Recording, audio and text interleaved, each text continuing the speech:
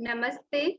I, JVN Dr. Ritu Sharma, Assistant Professor, Department of Gynae of Faculty of Homeopathic Science from Jyoti Vidyapith, Women's University, Jaipur.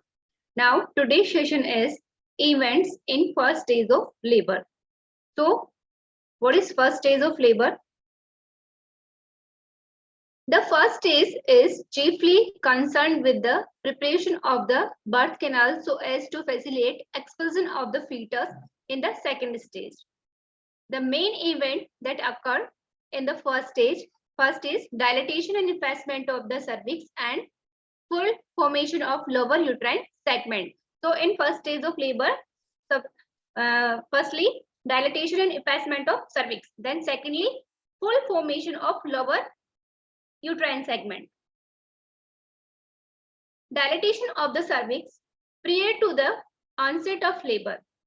In the pre-labor phase, that is phase first, there may be a certain amount of dilatation of cervix, especially in multipara and in some primigravida.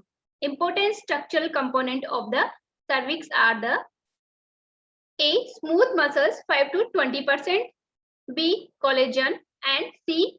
The ground substance. Predisposing factor which favors smooth dilatation. What is predisposing factors for dilatation of cervix? First is softening of the cervix. Second is fibromusculoglandular hypertrophy. C. Increased vascularity. D. Accumulation of fluid in between collagen fiber. And E. Breaking down of collagen fibers by enzyme collagenase and elastase. And F. Changes in the various glycine, that is increase in hyaluronic acid, decrease in dermatan sulfate in the matrix of cervix. So which is the these are factors for the predisposing factor for the smooth dilatation of cervix.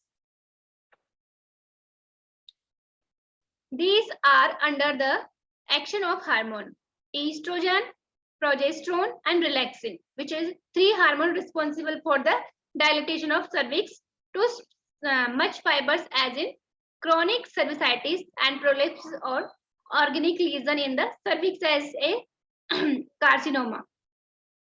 Resultant deficiency of these factors, which factor? Estrogen, progesterone, and relaxin. Deficiency of these factors, as result, cervix may fail to dilate. Actual factors responsible are first is uterine contraction and retraction.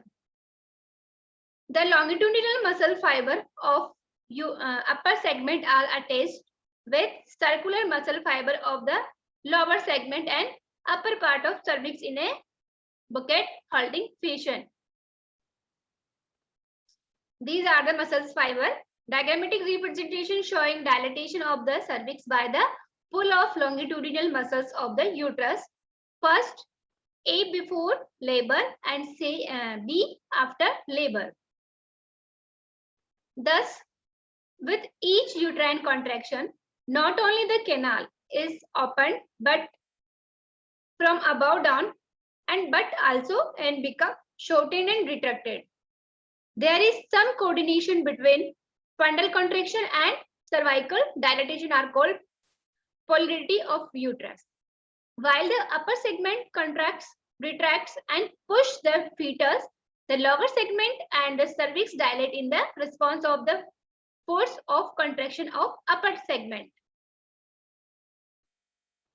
Fetal axis pressure and labor with longitudinal line and with well-fitted fixed fetal head on the cervix, fetal vertebral column is straight by the contraction of circular muscles fiber of the body of the uterus.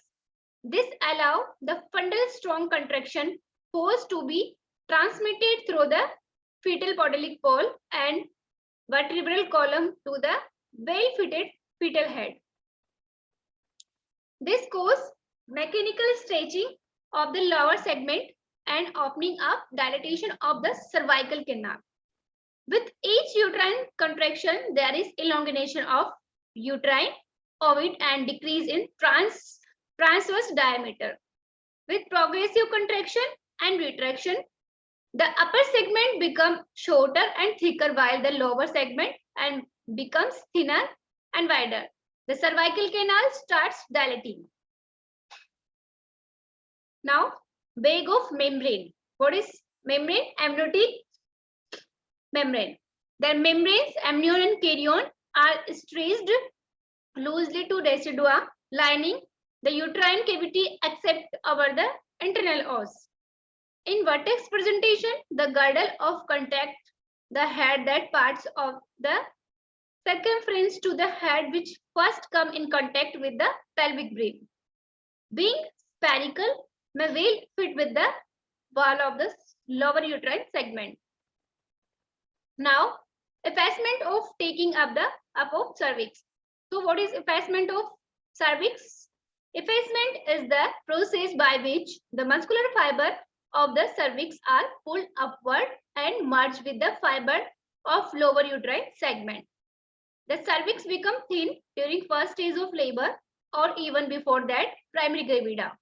In primary gravida, effacement precedes dilatation of cervix, wherein multipara both occurs simultaneously. Expulsion of muscle plug is caused by effacement. So, diagrammatic presentation of the dilatation and taking up cervix. A diagram show the primary gravida, B show multipara, and a cervix before BC.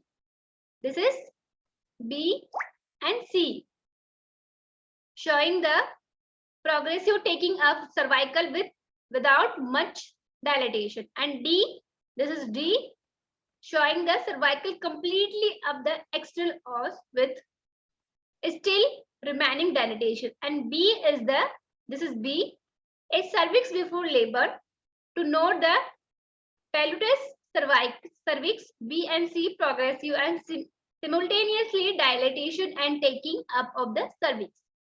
D, taking up and dilatation of external os occurs simultaneously. Now, lower uterine segment. So, first is in labor and upper segment of uterus we already discussed, and lower uterine segment. Before the onset of labor, there is no complete anatomical and functional division of the uterus. During labor, the demarcation of an active upper segment and a relatively passive lower segment is more pronounced. The wall of upper segment becomes progressively thickened with progressively thinning of lower segment. So, diagrammatically presentation, subsequent development of active and passive segment of uterus, and uterus, A diagram show the uterus at term, B is the early labor, and C showing the late stage of labor. So, full dilatation of the cervix. This chapter is related to first stage of labor of the delivery. Namaste.